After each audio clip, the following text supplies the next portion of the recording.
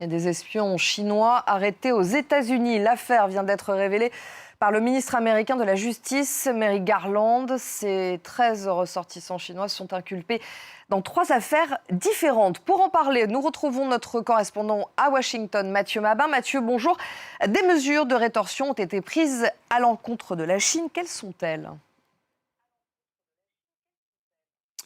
Alors d'abord, ce lundi matin, lorsque Merrick Garland, le secrétaire à la justice, a annoncé la tenue d'une conférence de presse imprévue, ce qui est tout à fait inhabituel dans son administration, il a simplement précisé que des mesures de rétorsion fortes, vous l'avez dit, seraient prises contre un pays hostile aux États-Unis, mais sans dire de quel pays il s'agissait, comme pour piquer la curiosité des observateurs ici à Washington, ce qui clairement a fonctionné, on peut vous le dire.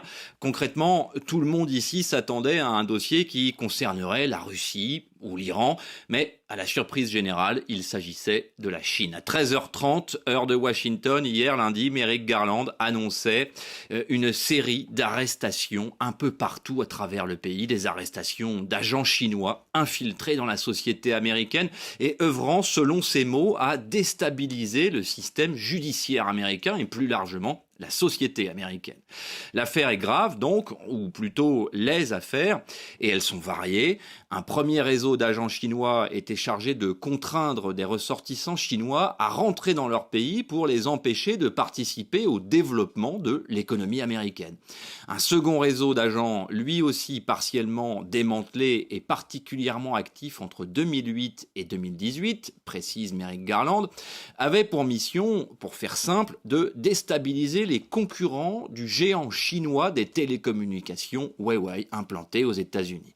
Et clairement, en utilisant des procédés que la loi américaine réprouve, en clair, corruption et menaces. Et enfin, troisième affaire, et non des moindres, Merrick Garland annonce avoir mis un terme à l'action d'une équipe d'agents chinois chargés de recruter des Américains pour travailler purement et simplement contre leur pays. Mathieu, concrètement, c'est une bataille d'espions ? Oui, dans cette dernière affaire qu'on vient d'évoquer, le recrutement d'agents d'origine américaine à la solde de la Chine, il s'agit réellement d'un épisode classique de contre-espionnage. Un agent du FBI se serait fait passer pour un citoyen américain prêt à trahir son pays et aurait ainsi fait tomber les agents chinois. Au moment où nous parlons, et toujours selon le département de la justice, 2 agents auraient été arrêtés. On devine dans le ton de Merrick Garland que le FBI mène aujourd'hui une véritable guerre à l'intérieur des États-Unis pour identifier et démanteler ces réseaux de déstabilisation. Et effectivement, cela nous rappelle les grandes heures de la guerre froide quand Moscou avait comme obsession d'infiltrer la société américaine à tous ses échelons. Cela nous rappelle concrètement que le bon vieil espionnage d'autrefois n'a pas totalement disparu et que certes, l'espionnage électronique a largement pris le pas sur le travail des agents doubles, mais que malgré les efforts des services de renseignement les plus puissants du monde, les services américains, le renseignement humain et les agents infiltrés restent une menace pour l'Amérique et les puissances occidentales en général. Merci Mathieu, vous étiez en direct de Washington.